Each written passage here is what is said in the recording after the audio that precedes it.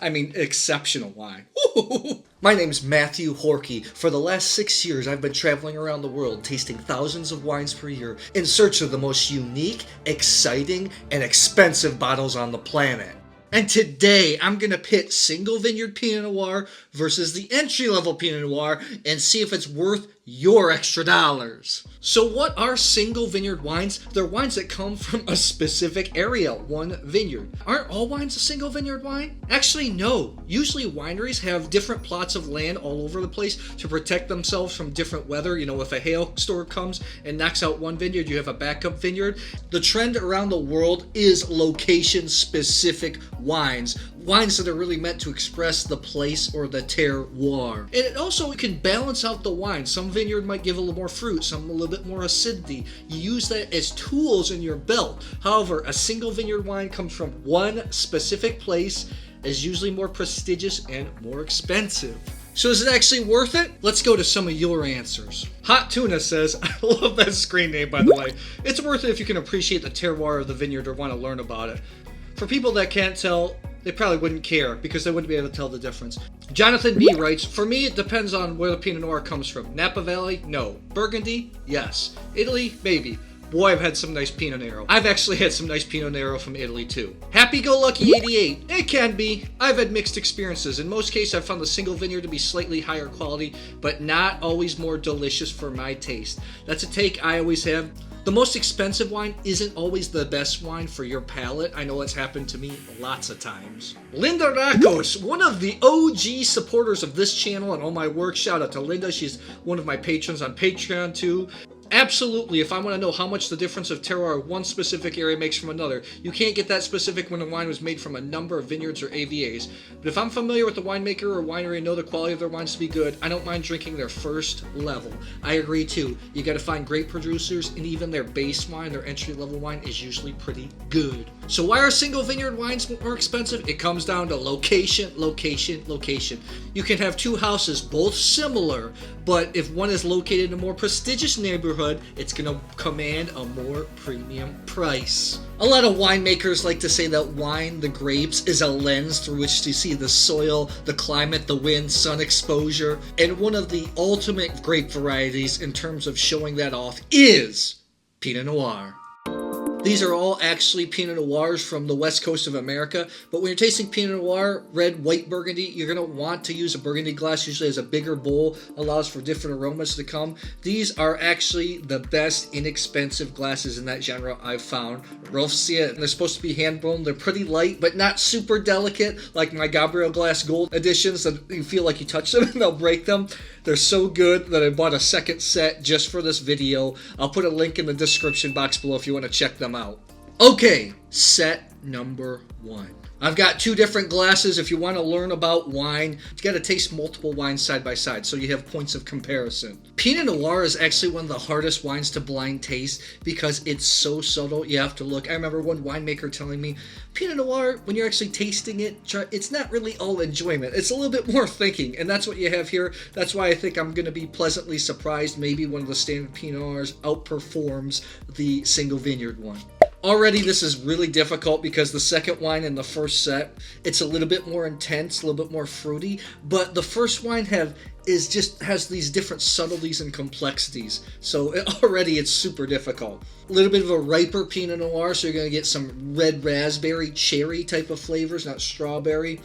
Earth, there's not a lot of fall leaves here. Might be California because I associate kind of a Cool Whip type of flavor with California Pinot Noirs. Boy, I'm treating myself with these wines. That first wine's really good. Complex, a lot of interplay between acid and fruit in the mouth. There's more of a harmony in the first wine than the second one. The second one's very good, but it is fruity. It doesn't have this dancing complexity, whereas wine number 1 does. I like to compare it to people, if you've had, maybe a nice orange juice or maybe a manufactured one, the ones you buy in the supermarket, versus a fresh squeezed orange juice from a really ripe orange. The real ripe orange, freshly squeezed, just had the acid sugar interplay is so different, so complex. That's kind of what I'm looking for here. Both really good wines. Let me see one more time. Just because of length and complexity, I think the first one is probably the Single Vineyard Wine. Both really good wines. Next up, we have set number 2. These are a little bit lighter in color, something I would expect in Pinot Noir here. One thing that's not totally fair when you have Single Vineyard wines versus, the entry-level estate wines, the estate wines are usually released a little bit fresher, where the reserve wines are held back a little bit longer, so the vintages are going to be a little different. I think wine 1 automatically, it's a little more complex, is probably the Single Vineyard Wine versus wine 2. The fruit quality is subtle, but it's a little bit different. Even to something like a banana. There's different llevels of ripeness. Some people like their bananas a little bit green, a little bit less sugar. Some like them a little bit more intense. That's what I get with this wine. It doesn't smell like bananas, but it's just a little more riper, a little more intense. To me, I don't think there's a question. I think the first one is the Single Vineyard Wine. More fruit, more intensity, and length. It just lasts a little bit longer. This set is really true Pinot Noir, where the first set is a little bit riper. You're going to get more earthy, more fall leaves type flavors in the second set. I have to say, whatever the first wine is in that set is a really good wine. Really good wine. I mean, exceptional wine. Ooh. Okay, here we go. Set number 3. This is the ripest, I think, Pinot Noir out of the bunch. This is the more earthy. This is somewhere in between the third set. And this is the most difficult out of the 3 sets to see which one's the Single Vineyard, just on nose alone. Raspberry type of flavors, strawberry, pepper, earth. This set is so difficult because on the one on the right is fruitier, more intense. At first I thought, oh yeah, definitely this is the basic wine. But at the end of the day, Pinot Noir isn't always about the fruit. A lot of times when Pinot Noir is overripe, it can be kind of gross, kind of fat. This has a little bit more length. It's a little bit more earthy. So maybe number 2 is the Single Vineyard. More fruit, but I think number 2 is the Single Vineyard because it has a little bit more length. We'll see. Really good wine, though. I'm ready for the reveal. What about you?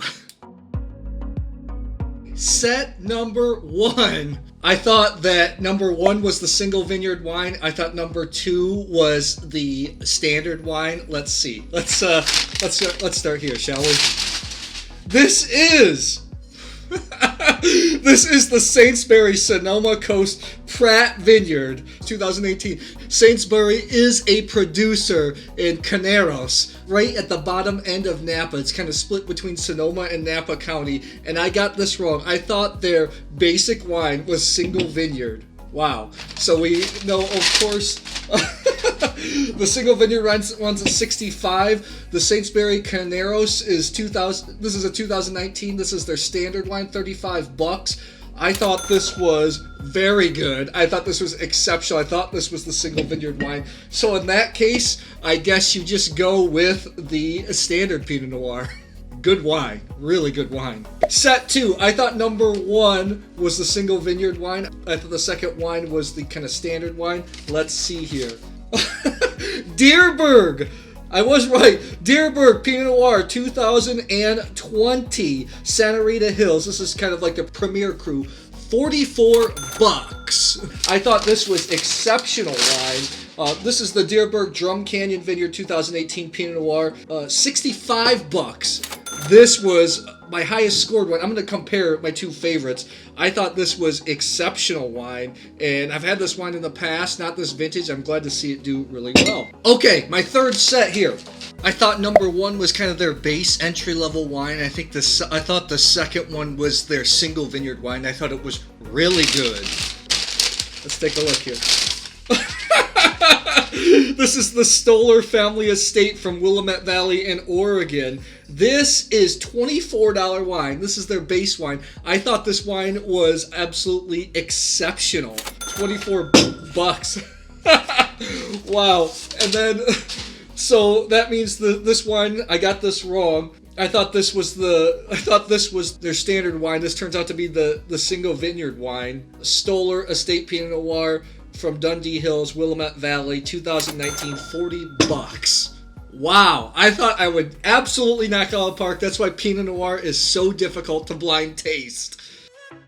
My final say, the show stealer was the Stoller Family Estate Pinot Noir, vintage 2020, $24. I think it's a really good wine at this price. When you go to the Saintsbury, I actually thought their Pinot Noir Carneros was really good. In fact, I put it here as a score of 93 plus points. So their base wine I preferred over the single vineyard wine. Again, sometimes it's not fair. Single vineyard wines are supposed to show the vineyard have more subtleties, are supposed to be a little bit more age-worthy, so maybe in time we blind taste in 4 years that will win. But another thing about Pinot Noir, it's so complex, it's always changing. That's why it's difficult also to grade this.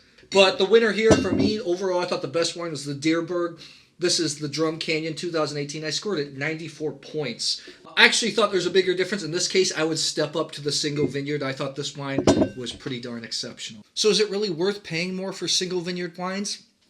You know, we buy wines for a lot of different reasons. If you're usually playing in this category, maybe it doesn't matter if you're spending that extra money. Also, wine is art. So single vineyard wines are supposed to be the ultimate artisanal expression of the terroir of that producer. And like anything, it's what you value. Some people like to buy wine just for prestige, just to look good. Some people just want the absolute best or what they perceive as the best, so they're willing to spend. So ultimately, it's up for you to decide. So yeah, have you ever done experiments like that? What do you think about single vineyard wines versus the standard estate wines? I'd love to know. Drop it in the comments below, and I'll see you guys soon.